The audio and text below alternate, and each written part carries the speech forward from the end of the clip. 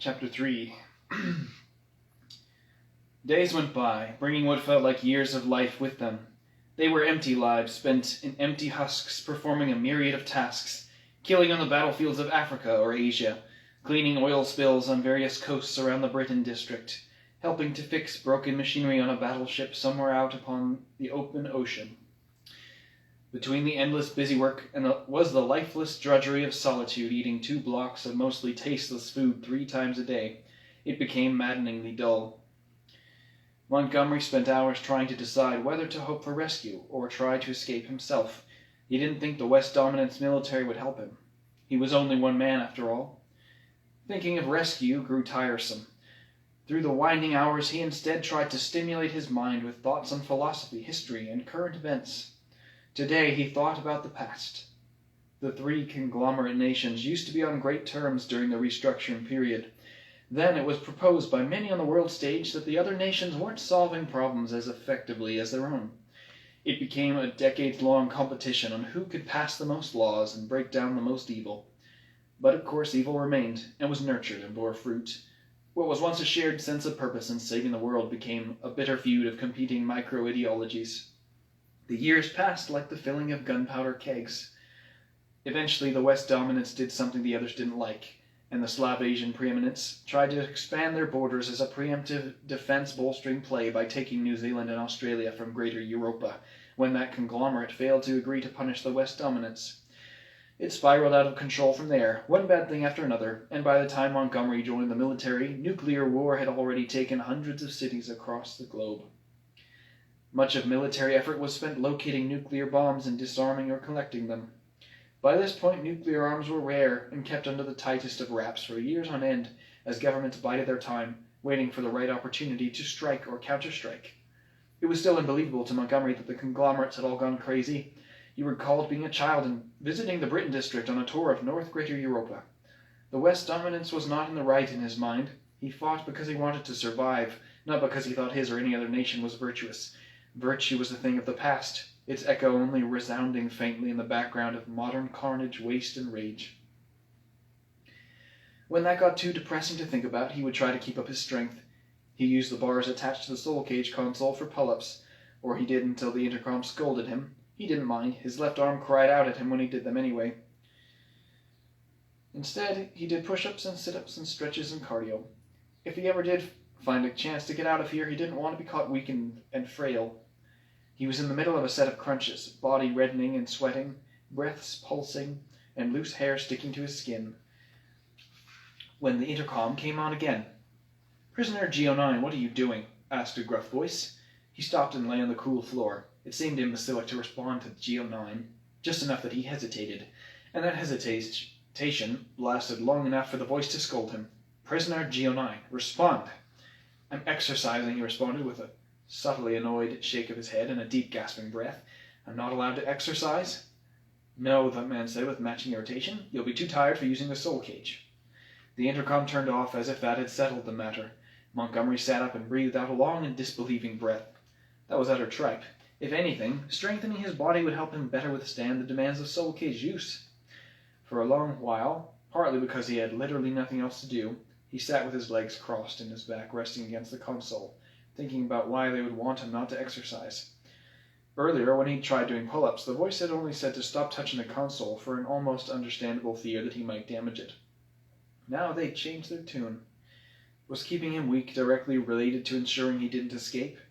He didn't see how that could be the case, if it was even possible to become strong enough to smash the glass or rip off the door, which Montgomery didn't think it was. He could never become that strong no matter how hard he tried. He didn't have the resources nor the sustenance. After 15 minutes, the intercom turned on again. "Prisoner G09, said the man from before. "Washing time. Remove your clothes and place them in the water closet." After a few deep breaths, Montgomery complied and apathetically stripped off his clothes. Once they were secured behind the compartment door, he stood in the center of the room, or as centered as one could get beside the clunky Soulcage console, and waited, gripping the smooth metal with his bare toes.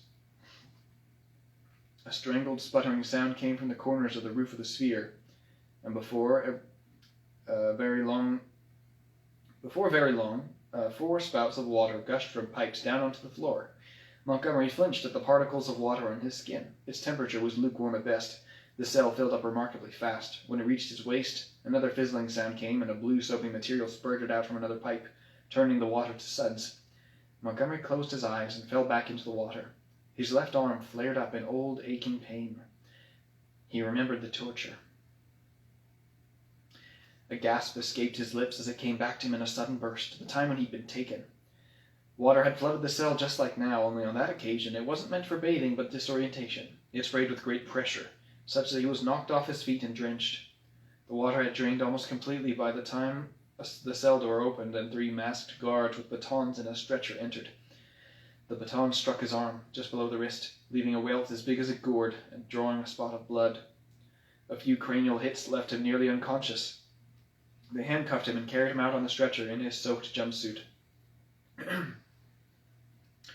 He lost track of the twists and turns they made in the dim and winding fortress, and his head hurt too much to take in many surroundings.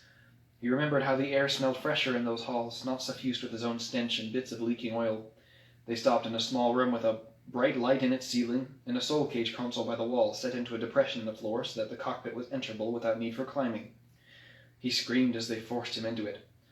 At that time, he had been refusing to use the Soulcage for a few days in spite of multiple warnings that there would be consequences. He'd been unperturbed. He'd assumed that they would kill him, which was fine with him. But instead he got a baton to the head as he was set into the cockpit of an unfamiliar console. The walls had slid shut around him, leaving him in total darkness. And his mind had gone somewhere far away, and yet all too close. He woke up in an android body, human-like in almost every feature. There was his reflection in the glassy metallic walls. He was pale and naked and hairless, with a body unnaturally perfect in construction. He stood up in a tiny chamber shaped like a cut gemstone, just large enough to stand in and step a single pace across. He could see through the walls somewhat, enough to tell that the chamber was suspended in the air in some deep dark hall. Other glassy chambers hung on chains around him, most of them filled with silhouetted figures laying limp or standing and beating on the walls. He couldn't make out a ceiling or floor to the hall. A tingle came to his body, and he looked up. A thick set of black and red cords extended from the top of the chamber down into the back of his neck. He felt and grasped at the cords, a tremble to his digits. "You will use the Soulcage, Geo9." The voice was relayed into his mind, thin and gentle, almost kind, like a mother and father. And then he fell to his knees and belted out a horrific scream. From the cord flowed programmed feelings and sensations that pulsed through his robotic body with the force of a typhoon. Pain that he did not believe a human was capable of feeling and surviving assailed him. Fire and poison and needles punched through his insides and spilled out his silicone eyes and mouth and nose and ears. His belly pounded the floor. He scratched at the walls and floor with fingernailless hands. He twisted and writhed. "You will not resist any longer, G09. The voice seemed amplified by the pain, and he understood each word intimately and innately. The pain cut off, leaving him like a bolt of thunder, and he convulsed for several more moments. He was sure if the body was capable of sweating, he would have been drenched already. For several long moments he lay on his back, gasping for breath, and muttering unintelligible pleadings. The pain did nothing to his body. The android body was built for it. It could take this punishment all day. It was all in his mind, and yet that was just the trouble. He had only begun to comprehend the possibility of recovering from the pain when something else failed him, equally vivid and forceful, but not physical. Emotions came. They flocked to him like moths, and then chewed and burrowed into him like ants. He trembled again as he endured the most horrendous feelings of fear and anguish he had ever known. The walls burned, the air hated him. All life on earth watched his pain with deep, seizing satisfaction. All the horror of his nightmarish confinement burst upon his mind in the most cataclysmic manner imaginable. His body tried to cry, but lacked the power. The inability to release a stream of tears only hurt more. Thoughts of his family flashed through his mind then, each of them taken and tortured in ways even worse than what Montgomery was enduring. He felt he could smell their corpses and taste their blood. They died hating him, rightfully. "You will fight for greater Europa, Geo9, the voice said with a tone like it was nodding its head. It was the voice, the only voice. He hated it, hated it, hated it. Why wouldn't it stop? The pain did stop again, but before he could savor the relief, it was replaced by yet another new sensation. He sat up and doubled over again, holding his head in his arms and banging it on the floor, thud, thud. The thudding pain was amplified in this body, but it felt much better than what the cord was putting into him. Longings for physicality, for closeness, for humanity exploded through him, saturating every atom in his body, and then deepening into the subatomic level. Other thoughts and concerns were all but forgotten, the only thing left being a ravenous and lurid yearning for the touch and smell of another human body, the lust for a sexual fulfillment such as had never come to him before. Thud, thud, thud. Nothing else existed in his mind but the demand, the need, the raging need to take a woman in his arms and mate with her. The desire to see and touch another human again in any capacity filled him with heart-shriveling agony, and he screamed and screamed, only to be returned with his echo. This is your escape, Geo9, the Soulcage. You need it. It needs you. It beckons you. As an android, he had zero capacity to act on the bonfire of lust raging within him, no release valve. He screamed and sputtered unthinking pleadings for release as he thrashed about. All at once the sensation finally ceased, paralyzing Montgomery with reprieve. A goosebump-like shiver washed through him, and he stared open-mouthed at the ceiling above him. He felt the thickness of the cord on the back of his head and watched it spiral up to a plug above. Desperately he reached his arms to tug on the cord, grimacing as he pulled and pulled and pulled. "This hell is all you will ever know if you continue to resist, Geo9," said the voice in its soothing tones, apparently unconcerned by his attempt to destroy the cords. "You will stay here forever. The only thing that will change will be the lessening of the gaps between punishments." He could feel his synthetic teeth compressing in his mouth as he yanked with all his might. The cord didn't give. It didn't give. He could barely pull any longer. "Geo9, Montgomery, you need only say the word." There was pity in its tone now, like a wounded parent wanting him to return to its arms, to safety and love. The cycle started up again with the physical pain. Montgomery screamed and would not give in. He could face the pain. He could face the pain, always, until the longings for human closeness came again. Montgomery lay naked, wet and still, on the floor. The sudsy water had all drained away, and the water spouts now shot high-pressure streams onto him to wash out the soap.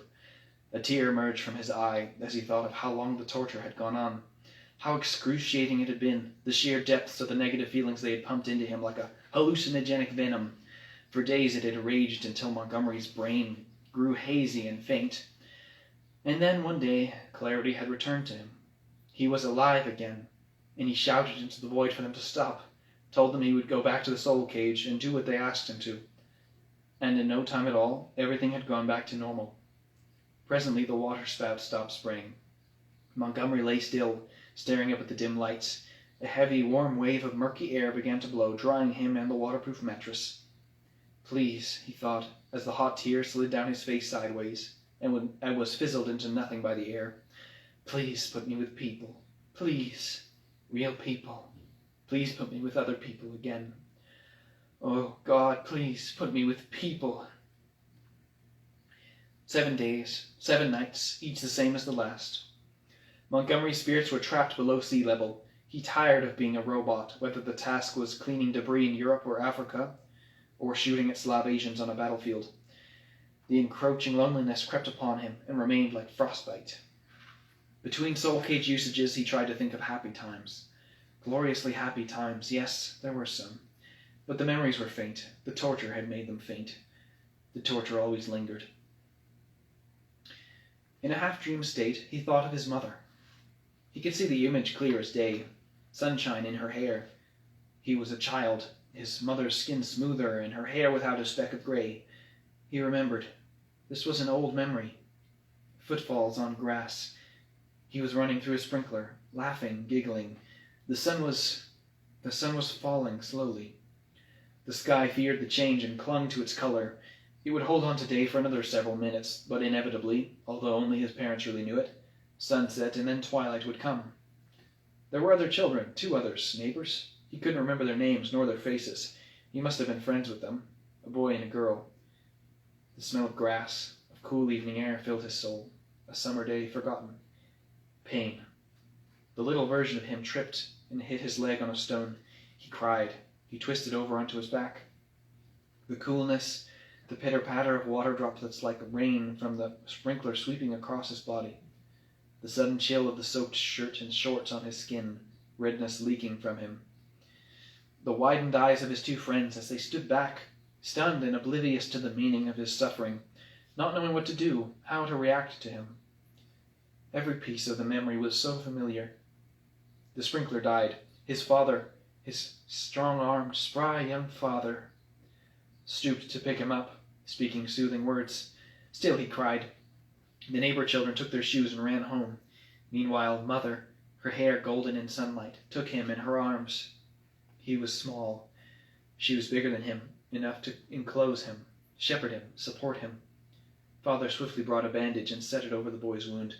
It was nothing to worry over. The tears didn't stop, however. He was young. His hurts would hurt. Until he looked back into his mother's eyes. She was saying his name over and over. She could never forget his name. The warmth of her arms, the kindness of her eyes, her smile, the way everything about her, so perfect, worked in tandem with her husband, his perfect father. She was promising him, reassuring him, that he didn't need to fear about being hurt. She would be there for him. She would be there to help and protect him, because she loved him. He remembered the sunshine dripping through her hair like honey, his father smiling at him with soulful eyes. Deep breaths, no more crying, just love. The warmth of her arms, the sudden softness of the chill air, the sleepy, childish thought that he'd never truly grow too big for her to hold, the sun fading, and twilight come. He awoke. Before too long, the dream, the memory, was forgotten once more. His arm ached, the cell was cool. He climbed into the soul cage upon command and soon found himself out of his body and in a broom closet. The door slid open, and light filled the space. He looked at himself and found he was an android. He hadn't been an android for quite some time. His features were impressively lifelike down to the individual colorless hairs on his skin. It wasn't anything that could fool a close observer. The body was designed realistically, merely to reflect that it would occupy a human soul cage user rather than a robot with comparatively lackluster artificial intelligence. He wore a bellhop uniform. He must have been in some kind of hotel. A middle-aged woman approached him outside and took his hand. "Morning," said the woman with a cheerful sigh. She wore a business suit and tied back her dark hair. "How are you today?" "Fine," he answered, like severing a rope threatening to drag him off a cliff. "Where are you from, then, love?" Montgomery struggled to find the words to say for a long moment as she led him out into a bright hallway with patterned carpets and golden beige wallpaper. A hotel, indeed. He wondered whether it smelled nice and fresh or not, found himself curious what sounds his digital eardrums weren't strong enough to pick up, whether a defect in his synthetic eyes would warp the colors in the world before him. Any true sensation lost because of the soul cage was a tragedy. He realized then that this woman had no idea he was a prisoner. She must have assumed he was a willing participant in all this. The thought came that perhaps he could use that to his advantage, but no, someone was surely watching him. And he knew with full certainty that he did not want to be put in the torture console again. "Can you hear me?" she said as she took his face in her hands. "Yes," he said at last. "Sorry, I'm from... His voice was the faintest bit digitized, produced by mechanical vocal cords, and not resembling his own voice much at all. To his astonishment, he had a British accent, in fact. "I'm from New London. Where am I now?" "Manchester," she said with a toothy smile. "The New Glory Inn. Don't worry, some of the data tends to take a few moments to load." She chuckled and then playfully rapped on her head with her knuckles. "It's not the only slow old machine around here. I'm so forgetful that I started asking them to download the bellhop's names right onto the name tag for me." She pointed at his chest where his digital tag read G09. She did a double take. "Hang on, seems it didn't load properly unless you actually are an android, but that's not what I thought we were paying for." Montgomery became distracted by the scenery. He could see the lobby just around a corner. A beautifully burnished, polished wood front desk stood by the wall. Luxurious carpets spanned much of the tile floor, and fancy paintings adorned the beige walls. Guests mingled in and out. Some stepped in and out of an elevator, people going places, making memories with one another. Most bore the cautious, closed, hustling look typical of the current times. No, I'm a soul cager. My name is..." He stopped. If they had given her G09 as his name, perhaps they didn't want him giving out his real name. But on the other hand, the most likely explanation was a simple miscommunication. Yet he wouldn't risk bothering them. He decided the best thing to do was give a fake name. But coming up with one on the spot was proving irritatingly challenging. He searched his subconscious, and after a few agonizing moments, a name floated to the surface like a sliver of driftwood. Baltimore, he said, but immediately winced. Where had that come from? What sort of name was that? She sucked her teeth, and her lively demeanor seemed to freeze to a stop as she regarded him, wondering why it had taken him so long to speak. He was a fool. Every word he'd said, and every other moment spent wondering what to say, had only caused problems. Baltimore as in the West Island city? Or that Central Province city? She asked. Inwardly he groaned. It was clear from his body's mainland accent that he wasn't from the West Island of the Britain province. Of course, Baltimore was a West-dominant city, although he had no clue why he'd thought of it. He'd never been there in his life. The former. My parents met there, he said, mentally pleading for their conversation to end. She nodded slightly and frowned.